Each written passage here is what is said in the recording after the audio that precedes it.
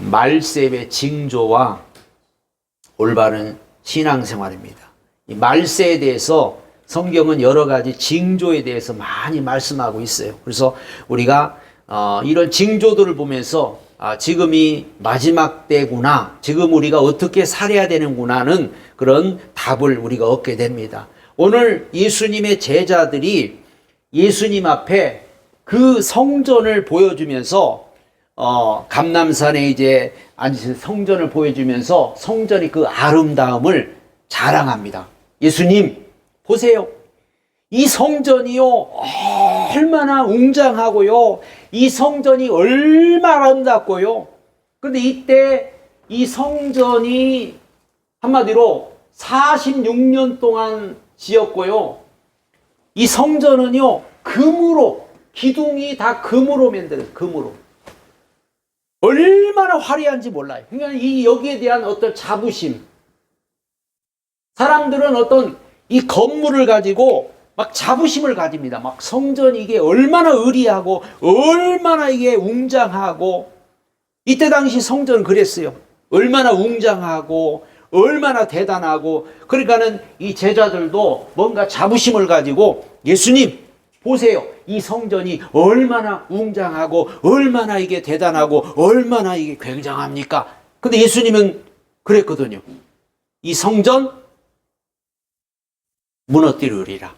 돌 하나도 남지 않고 다 무너진다. 성전이 무너진다는 예언을 할 때 아마 거기 있던 사람들은 아마 다 충격을 받았을 거예요. 아니 어떻게 이 성전이 무너집니까? 응? 어떻게 이 성전을, 이렇게 아름다운 성전이 이렇게 하나님의 전인데 왜 무너집니까? 그렇게 저들은 믿기 어려웠죠.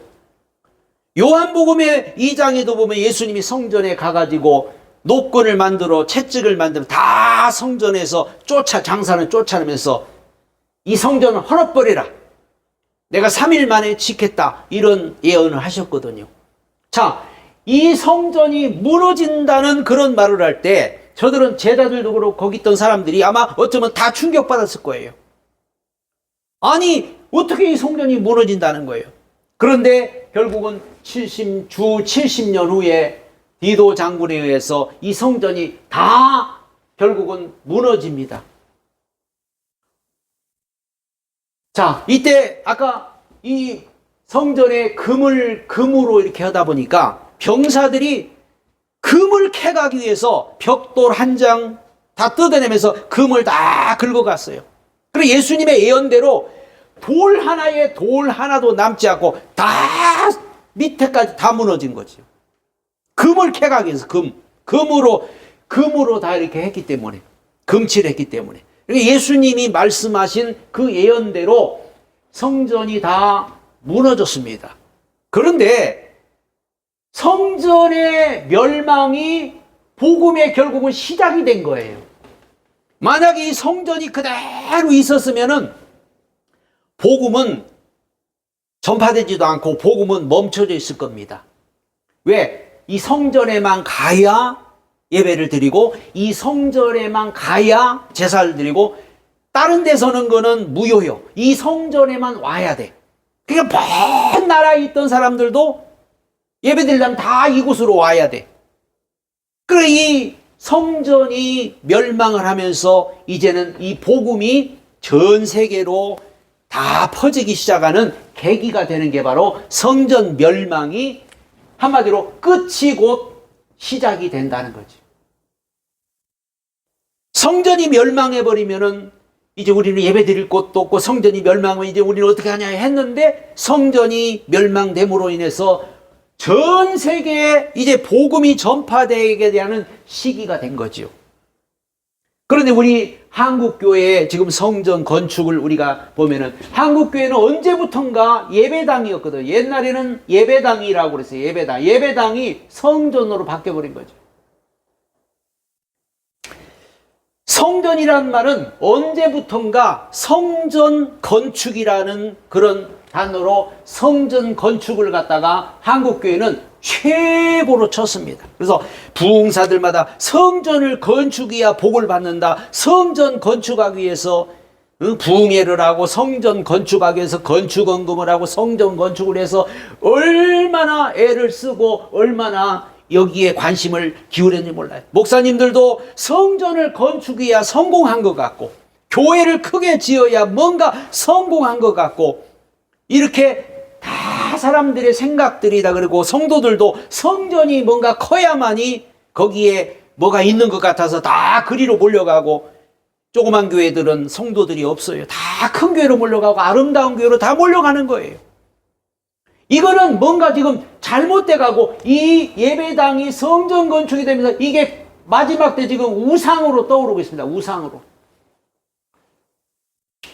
교회들이 지금 얼마나 많은 교회들이 지금 나와 있고 이단에 다 교회들이 팔려가고 있고 이단들이 다 지금 교회를 나오면 사게 되고 빚을 못 갚아서 지금 교회들이 이런 실정이에요.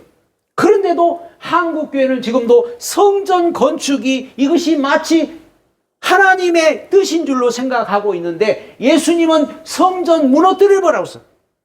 이 성전은 필요가 없다. 예배당이죠. 예배당. 예배를 드릴 수 있기 위해서 예배 드리는 사람들이 모인 곳에 시설을 갖추고 할 수는 있어요. 그러나 성전 건축이 이것이 뭔가 이게 하나님이 계신 곳이라고 생각하는 것은 이거는 착각이고 잘못된 생각이라는 겁니다. 지금은 우리 그리스도인들이 움직이는 성전인 줄 믿으시 바랍니다. 성전이 뭐냐? 우리가 성전이에요. 그래서 이 그리스도인들이 움직이는 성전이 예수 믿는 사람 모인 곳이 그곳이 성전인 거예요. 우리가 모였으니까 여기가 성전이 되는 거죠. 건물은 성전이 아니에요. 벽돌로 지은 것은 그 성전이 아니에요. 건물이지, 하나의 건물이지 그게 성전이 될 수 없는데 사람들은 지금도 뭔가 화려하고 뭔가 웅장하고 뭔가 아름답게 지으면 그것이 뭔가 하나님이 계신 걸로 착각하는 거죠. 예수님이 이 땅 오실 때도 이곳에 오시지 않았어요.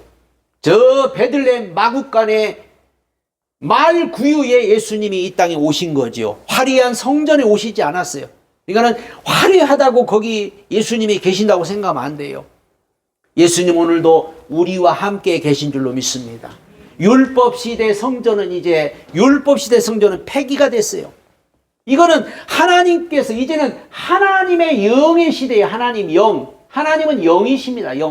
영이시기 때문에 어떤 보이는 성전, 율법시대는 여기서 제사를 드렸기 때문에 이 성전이라는 건물이 필요했고 제사를 드렸기 때문에 거기서 이제 많은 사람들이 모여서 제사를 지만 이제부터는 우리가 성전이고 우리 몸이 성전이기 때문에 어디서나 우리가 예배를 드릴 수 있고 어디서든지 우리는 하나님을 경배할 수 있고 찬양할 수 있고 기도할 수 있고 그런 시대가 지금 되었다는 거죠. 이때는 피제사를 드려야 돼요. 피제사를 드렸기 때문에 어떤 이런 성전이 필요했지만 지금은 피제사가 아니에요. 하나님의 영으로 예배드려요. 영으로. 그래서 요한복음 4장에 보면은 사마리아의 우물가에 예수님이 가셨을 때 물길로 온 여인이 예수님을 만난 후에 그 고백한 얘기가 있죠. 예수님, 우리는 예배드릴 곳이 없습니다. 유대인들은 저 성전에서 예배드리고 우리는 예배드릴 곳이 없으니 어떻게 합니까? 우리 예수 믿고 싶어도 예배드릴 곳이 없습니다. 그랬더니 예수님이 이 산에서도 말고 저 산에서도 말고 예루살렘에서도 말고 아버지께 참으로 예배할 때가 오나니 신령과 진정으로 예배할지니라. 하나님은 영이시니 예배하는 자가 신령과 진정으로 지금은 예배 드리는 거지 피제사를 드리는 건 아니란 말이죠. 그렇기 때문에 어떤 이런 건물이 사실은 성전이 필요가 없는데 그러나 우리가 이제 모여서 예배를 드려야 되기 때문에 건물은 필요한 거죠. 그렇기 때문에 성전을 너무 화려하게 성전을 너무 아름답게 건축한다는 것은 지금 시대는 맞지 않는 겁니다. 지금도 보면은 아마 100억짜리 지금 교회들이 몇 군데가 지금 나와 있는데 누가 사질 않죠. 지금도. 그런데 너무 멋있고 화려하고 아주 건축을 얼마나 이 돈을 들여서 했는지 몰라요. 그러나 결국 이제 그런데 이제 나중에 카페가 아마 사서 하든가 그렇게 이단들에게 뺏기게 되겠죠. 자, 성전을 폐지한 다음에 예수님은 이제는 말씀이 육신이 되어 오신 예수님이 이제는 참 성전이 되신 겁니다. 이제는 예수님이 참 성전이라고 했어요. 예수님이 이 땅에 말씀이 육신되어 오셔서 이제는 참 성전이 되었죠. 빌립이 그랬어요. 예수님, 아버지 좀 보여주세요. 그랬더니 나를 봤으면 나를 본 자는 아버지를 보았거늘 넌 어찌하여 나더러 아버지를 보이라느냐. 나와 아버지는 하나다. 예수님이 아버지하고 나는 같다. 그리고 예수님이 하나님이고 예수님이 성전이고 예수님이 계신 곳이 성전이라는 것을, 참 성전이라는 것을 여기서 말씀하고 있죠. 그래서 성전이라고 하는 것은 예수님이 계신 곳, 예수님을 모신 곳, 그곳이 성전이 되는 거예요. 건물은 성전이 아니에요. 건물은 건물인 거예요. 건물은 예배드리는 곳이에요. 그렇기 때문에 우리는 성전. 그런데 이제 그 예수님을 이제는 여러분이 몸에다가 모셨잖아요. 영접하는 자, 곧 그 이름을 믿는 자들에게는 하나님의 자녀가 되는 권세를 주었으니 이제는 성령이 오셨잖아요. 고린도서 3장 16절에 너희 몸이 하나님의 성전인 것을 너희가 알지 못하느냐. 응? 고린도서 6장 19절에 너희 몸은 하나님께 받은 바, 너희 몸은 하나님의 성전이다. 너희 안에 성령이 계신 줄 알지 못하느냐. 그래서 성령을 모신 오늘 여러분의 몸이, 예수님을 모신 여러분의 몸이, 예수님을 영접한 우리의 몸이 바로 성전이라는 것을 믿으시기 바랍니다. 여러분 몸이 성전인 거예요. 우리가 성전인 거예요. 우리가. 그렇기 때문에 우리가 진짜 예수를 잘 믿는 사람은 예수님을 모시고 살아가는 거예요. 예수님 모시고 생활하는 거예요. 그래서 에베소서 2장에 보면은 성전 건축이라는 것은 이제 2장 19절에 그러므로 이제는 너희가 외인도 아니고 나그네도 아니고 성도들과 동일한 시민이요 권속이라.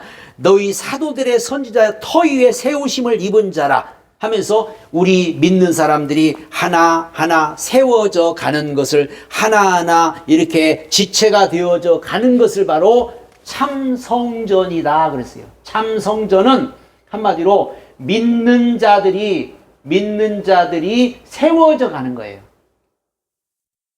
우리 믿는 사람 한 사람 두세 사람이 모인 곳에도 내가 너와 함께 하기 때문에 믿는 사람들이 한 공동체가 되고 한 몸이 되는 것처럼 우리가 하나가 되는 그곳이 바로 참 성전이 되고, 마지막 때는 이걸 갖다가 교회라고 그러는 거예요. 교회. 이게 교회는 건물도 아니고, 교회는 어떤 이런 단체가 아니에요. 교회는 누구냐? 교회는 우리 믿는 사람들이 하나하나 이렇게 뭉쳐서 하나하나 세워져 가는, 그걸 교회라고 그래요. 그걸 지체라고 그래요. 예수님이 우리 머리가 되고, 우리 몸에 손도 있고 발도 있고 우리 몸에 지체가 있듯이 우리 성도들 한 사람 한 사람이 다 어떤 지체 같은 거고 예수님이 우리 머리가 되는 거예요. 이것이 진짜 참 성전입니다. 그래서 우리는 이제는 여러분 움직이는 성전이에요. 움직이는 성전. 이 움직이는 성전이란 말은 여러분이 가는 곳이 성전이에요. 있는 곳이 성전이에요. 이걸 모르는 사람들은 교회에 와야만 성전인 줄 알고, 그거는 교회 가서는 성도요, 밖에 나가면 완전히 개판이요. 예배 드릴 때는 성도요, 밖에 나가는 순간에 세상 사람보다도 못해. 밖에 나가면 완전히 그냥 딴판이요. 여러분 밖에서도 우리가 성전이라니까요. 내가 직장에 가면 직장이 성전이고, 가정에 가면 가정이 성전이고, 여러분이 가는 곳이 성전이고, 우리는 한마디로 하나님을 모시고 사는 사람입니다. 우리는 하나님을 모시고 사는 사람이기 때문에 어떻게 보면은 대단한 사람이죠. 하나님을 모시고 사는 사람이기 때문에 우리는 자부심이 있죠. 저 유대인들은 건물 하나 지어놓고 막 자부심을 가지고, 요즘에도 보면은 건물 하나 멋있게 지어놓으면 막 자부심을 가지고 있는데, 그런 자부심은 다 쓸데없는 거예요. 우리 하나님을 모셨고 예수님을 모셨기 때문에 자부심을 갖는 겁니다. 나는 예수님을 모신 사람이야. 나는 하나님을 모신 사람이야. 나는 성령님을 모신 사람이야. 그러니 우리가 어디를 가든지 아무도 나 건들 자 없어. 우리가 어디를 가든지 나를 데려갈 자 없어. 우리가 하나님을 모신 사람이기 때문에 우리는 어디 가도 우리는 이길 수 있고 승리할 수 있고 아무도 우리를 건들 수가 없어. 여러분이 그리스도인은 움직이는 성전입니다. 그렇기 때문에 낙심하지 말고 좌절하지 말고 절망하지 말고, 아니 하나님을 모시고 사는 사람이, 하나님을 모신 사람이 뭐가 두려워요? 하나님을 모시고 가는데 뭐가 겁나요? 그런데 우리 기독교인들이 잘못 생각하는 게 뭐냐면은 교회 가서는 성도요, 교회 가서는 막 은혜 받고 교회 가서는 막 예배드리는 성도 같은데 교회 예배 딱 끝나고 밖에 나가는 순간에 완전히 세상 사람이고 불신자고, 나가는 순간에 완전히 이거는 마귀죠. 그러니까 교회 와서는 하나님의 종이 되고 밖에 가는 마귀 종이 되고 이렇게 사는 거예요. 그러니 세상에는 마귀가 우글우글하고 세상에는 마귀들이 지금 믿는 사람을 어떻게 넘어뜨려서 자기 종을 삼으려고 기다리고 있으니까 교회만 나와봐라, 교회만 나오라고 문 밖에서 기다리고 있는 거예요. 교회 나오는 순간부터 그때부터 끌려다니고 그때부터 이제 마귀가 끌고 다니는 거예요. 우리 똑바로 해야 돼요. 내가 성전입니다. 우리가 가는 곳이 성전입니다. 우리가 교회예요. 우리가 내가 있는 곳이 교회고 어디를 가든지 우리는 교회고 어디를 가든지 하나님을 모시고 살고 있잖아요. 우리가 교회 와서만 있는 게 아니잖아요. 그래서 고린도서 10장 30절에 너희가 먹든지 마시든지 이제는 하나님께 영광을 돌리라고 그랬고, 로마서 12장 1절에 너희 몸을 하나님이 기뻐하는 거룩한 산제사로 드리라. 너희는 이제 이 세대를 본받지 말고 마음을 새롭게 함으로 변화를 받아 하나님의 선하시고 온전하고 기뻐한 뜻이 무엇인지 분별하라. 그래서 우리는 이제 우리가 하나님 모시기 때문에 우리는 항상 하나님을 기쁘게 하는,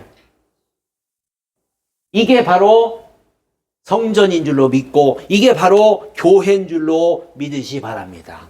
자, 말세 징조에 대해서 예수님이 이제 예수님한테 물어봤어요. 그러니까 제자들, 그러면 말세는 무슨 일이 있습니까? 종말 때는 어떻게 됩니까? 그랬더니 예수님이 제일 첫 번째 사람의 미혹을 주의하라. 지금 적그리스도, 거짓 선지자, 적그리스도와 거짓 선지자들이 지금요 얼마나 많은지 몰라. 그런데 이 적그리스도와 거짓 선지자들이 누구냐면 사람이거든요. 사람. 자, 아까 말했죠.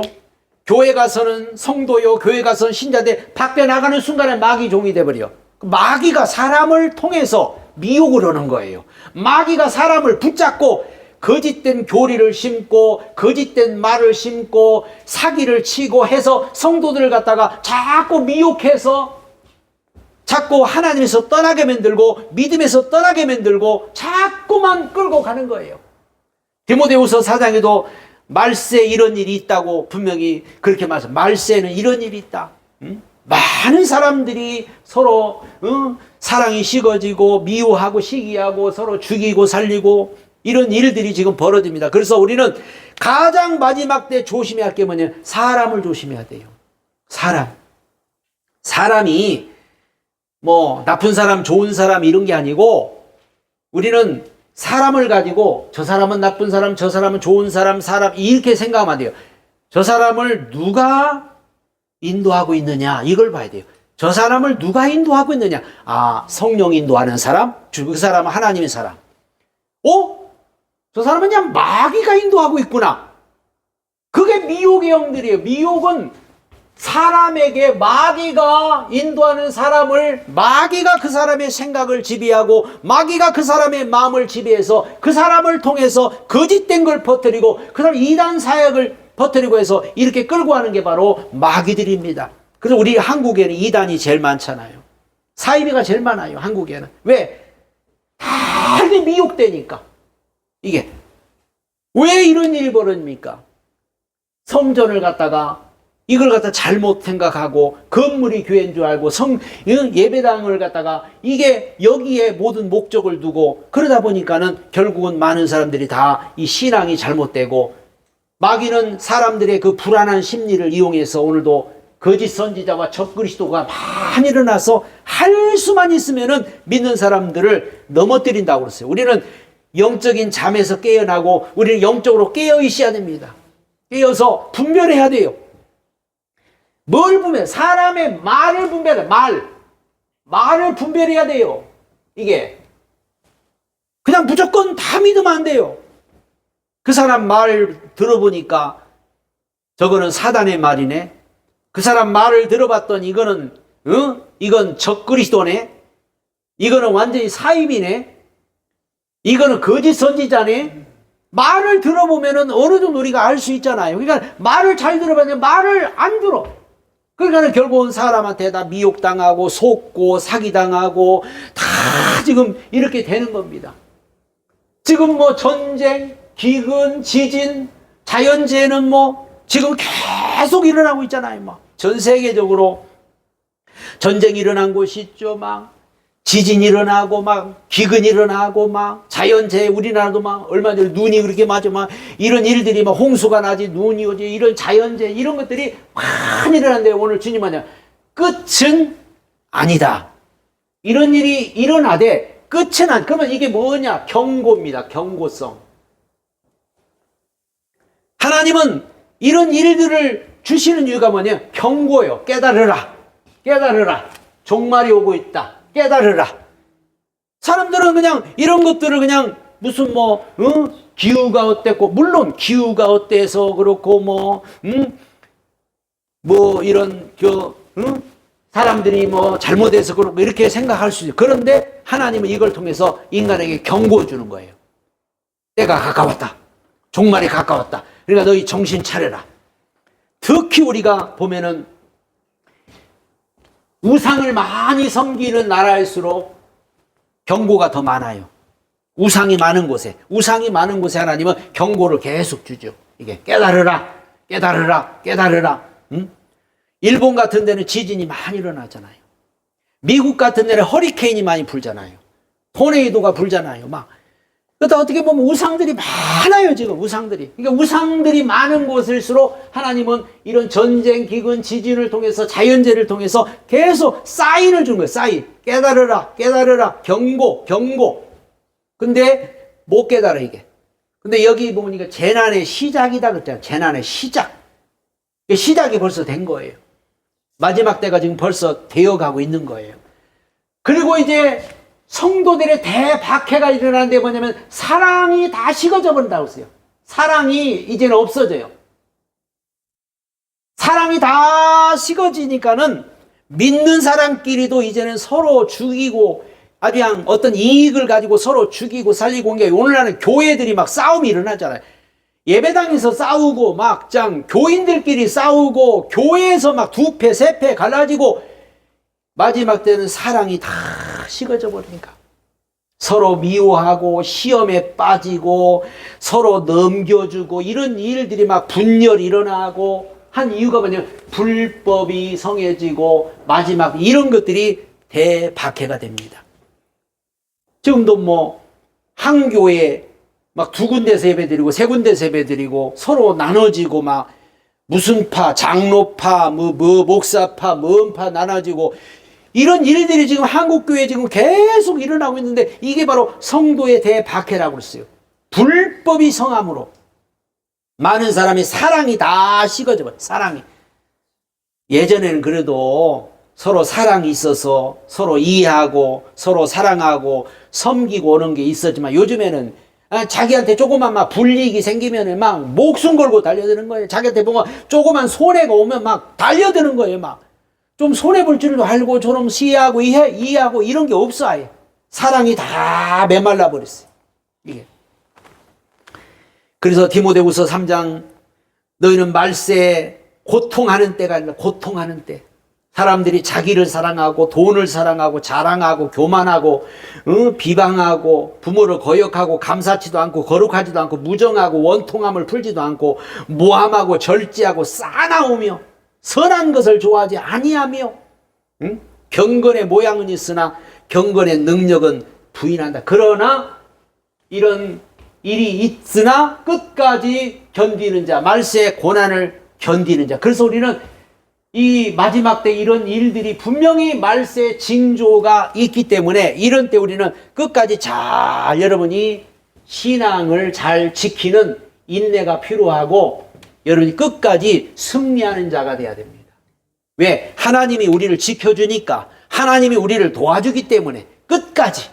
그래서 뭐든지 우리가 끝까지 잘 견디고 끝까지 참고 끝까지 이기고 해야지, 마귀가 막 성도들을 넘어뜨리고 다 이 시험 들게 하고 해서 다 이렇게 하나님에서 멀어지게 하고 믿음에서 멀어지게 하는데 거기에 휩쓸려서 다 쓰러지고 넘어지고 자빠지고 시험 들고. 그러니까 제일 좋은 건 지금 이단들만 좋아지는 거예요. 교회에서 시험 들면 이단으로 가고, 교회에서 시험 들고 교회에서 넘어지면 다 사이비로 가버리고, 그러니까는 사이비는 점점점 늘어나고 교회는 점점점 지금 줄어들고 있는 시대죠. 그러면 이 종말 때, 우리가 말세 때 어떻게 우리가 올바른 신앙생활을 해야 되냐, 여기 답을 주셨는데, 첫 번째가 산으로 도망하라 그랬어요. 산으로. 이 산이라는 것은 바로 오늘날 예수님 안을 말합니다. 예수님 안, 말씀 안. 유대인들은 산으로 도망하라. 산은 예배드리는 장소였고 산은 제사는 장소였기 때문에 산으로 도망하라는 것은, 산은 뭔가 인간을 보호해 주는 곳인데, 이게 바로 오늘날로 말하면 예수가 우리 산이 됩니다. 예수님이 우리를 보호해 줍니다. 예수님은 우리의 반석이요 요새요 환난 날에 피할 큰 산성이라고 그랬거든요. 우리가 피할 곳은, 마지막 때 피할 곳은 예수님밖에 없어요. 말씀밖에 없어요. 여러분, 지금은 우리가 산으로 도망해야 돼요. 예수께로 도망가야 돼요. 말씀으로 도망가야 돼요. 세상으로 도망가면 큰일 나는 거예요. 세상으로 나가면 안 돼. 예수께로 나가야 돼요. 예수께로 우리가 도망가야 돼요. 그러라는 거예요, 지금. 그리고 내려가지 말고 뒤돌아보지 말아라. 응? 지붕에 있다가 뭘 가지러 내려가지도 말고, 응? 또 밭에서 일하다가 겉옷을 가지고 뒤로 돌이키지 말라. 한마디로 후퇴하지 말아라. 신앙은, 여러분, 믿음은 후퇴하면 안 되고 자꾸 되돌아가면 안 돼요. 우리는 계속해서 발전하고 성장해야 돼요. 발전하고 성장해야지 그냥 믿음도 떨어지고 자꾸 내려가면 안 돼요. 뒤돌아보면 안 돼요. 예수 믿는 사람들이 자꾸 뒤돌아보다가, 창세기에 소돔과 고모라 뒤돌아보다가 소금 기둥이 돼버리고, 소돔 롯의 부인이 자꾸 뒤돌아보고 자꾸 후퇴하고.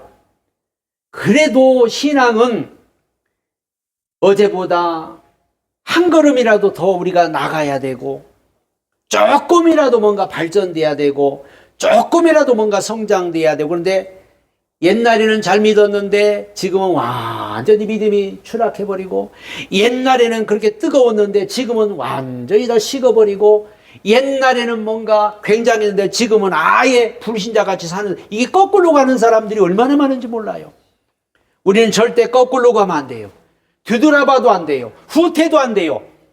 그냥 못 가더라도 한 걸음, 힘들어서 내가 못 가겠어도 한 걸음이라도 앞으로 가야 정상이지, 힘들다고 뒤로 후퇴하거나 뒤로 내려가지 말라는 거죠. 마지막 때 많은 사람들이 힘들다고 다 내려가고, 힘들어서 뒤로 후퇴하고, 못 가겠다고 뒤로 내려가는 거예요. 우리는 절대 그러면 안 된다는 거예요. 마지막 때는 기어코 우리는 한 걸음 한 걸음 한 걸음 더 앞으로만 가야 된다는 것을 여기서 말씀해 주고 있습니다.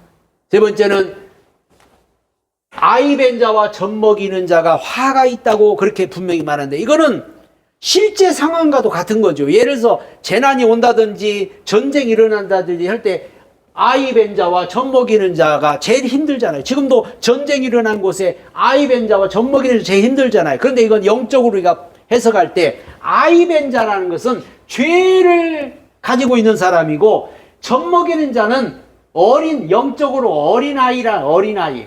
한마디로 성장하지 못한 그런 성도들을 말합니다. 신앙이 발전해야 되는데 아직도 어린아이야. 응? 죄를 버려야 하는데 아직도 죄를 품고 있어. 아이 뵌 사람처럼 죄를 마음에 품고 있고, 아직도 어린아이처럼 우유를 젖이나 먹고 젖 먹고 있는 거예요. 젖 먹고.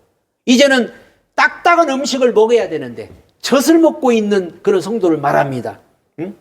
야고보서 1장 15절에 욕심이 인태한즉 죄를 낳는다고 그랬죠. 죄가 장성한즉 사망을 낳는다. 그러니까 죄를 품고 있으면 이게 아이된 거예요. 지금 우리가 죄를 품고 있으면 안 됩니다. 우리는 날마다 예수께 내어놓고 회개해서 죄를 없애버려야 되고, 죄가 없어야 되는 거고, 또 어린아이가 되면 안 돼요.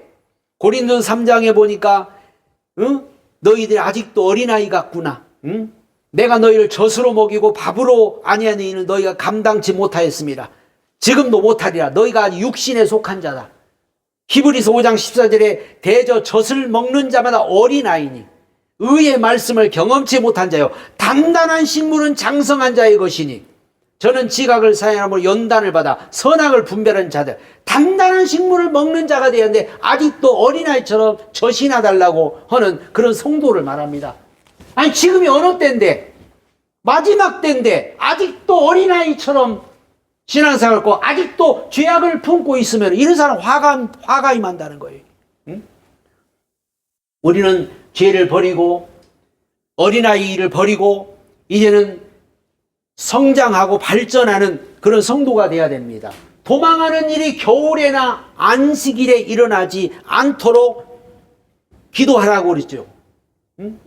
도망하는 일이 겨울에, 실제 상황도 겨울에 전쟁이 일어나면 얼마나 힘들어요. 응? 실제 재난이 일어나면 겨울이 얼마나 힘들어요.